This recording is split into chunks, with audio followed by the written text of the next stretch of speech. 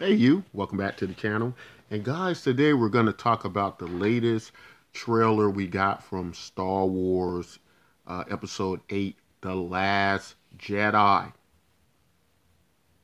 And so the internet is buzzing about this new strange creature full of wonder.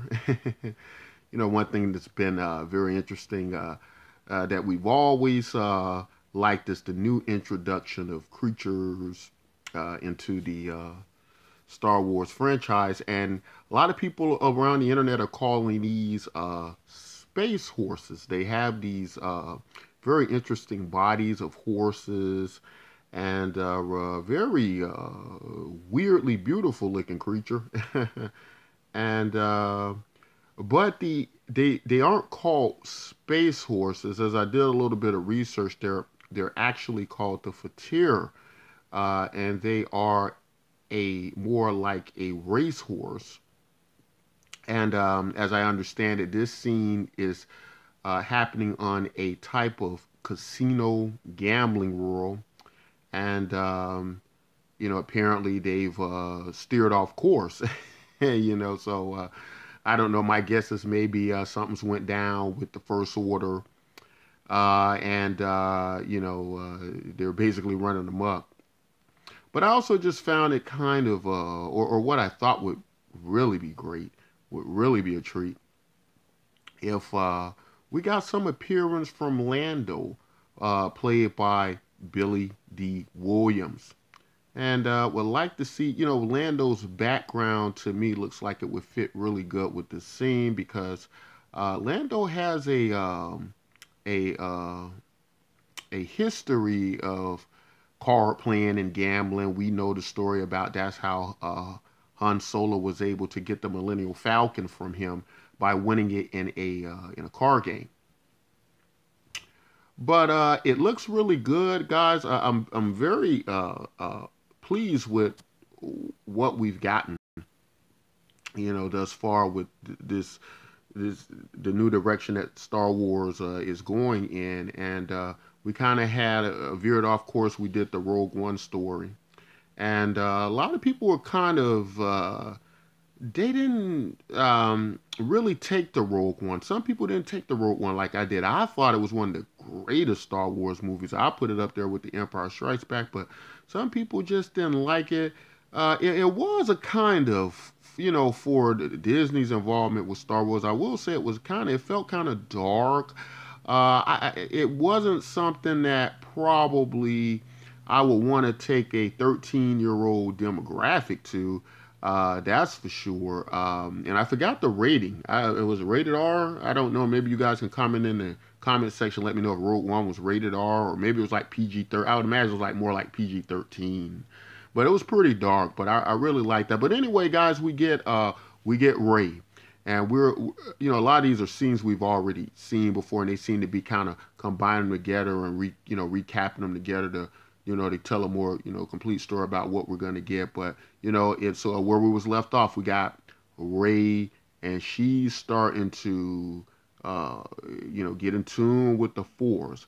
But her power is this very raw strength, and as we can see, Luke doesn't want anything to do with it. He's still saying that he's still very much in conflict about what happened with him, and looks like maybe Kylo Ren earlier, or whatever, their direction they're going in, what he was doing with the Jedi's at that point, or you know. But as we go on with the story, we'll get this to see more. Now, as I understand it, Mark Hamill, when he read the script to this, he just went wow. So it's something that lets us know it's something out of what he expected, what would happen, in a Star Wars movie. Maybe going from that old George Lucas legacy, but whatever it was, Mark Hamill, who's playing Luke Skywalker, he seemed to just be wow. And some people are saying, will Kylo Ren die before Luke? Or,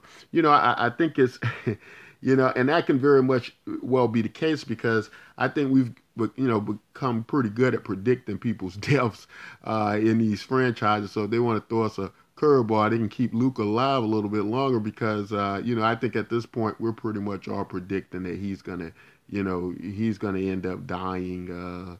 We've already had a Han Solo, and we got Princess Leia. Princess Leia is still leading the rebellion, we keep seeing this cutscene between her and Kylo Ren. It appears that he's heading in to finally drive the final blow, until his whole connection with the Skywalker family be cut free, in his mind away from all of that. And I don't know if that's how they're cutting the scene. Some people feel like that's how they're cutting the scene. Some people feel like maybe that's really what's going to happen. That's going to be the end right there and his final crossover. But I got a weird prediction. I don't know why I'm feeling like this. I'm starting to more go with that dark side Rey theory, and I'm feeling a lot like Kylo Ren's going to be more the redemptive character here, and it might be that Rey maybe is starting to get, I don't know, but it's just I'm feeling something's a little bit gonna be a little bit throw us off. And we got Finn, and Finn seems to be infiltrating the First Order. Finn, and he seems to have a companion with him, and I can't recall her name. I know she's a new character, but Finn is he squares off with Captain Phasma, and it's very interesting scene. So they do get the face off and do battle at some point, and that's going to be very interesting to watch. Poe Dameron. Poe Dameron's still doing his cowboying throughout space and his X-wings and things like that. And guys, it's just looking good.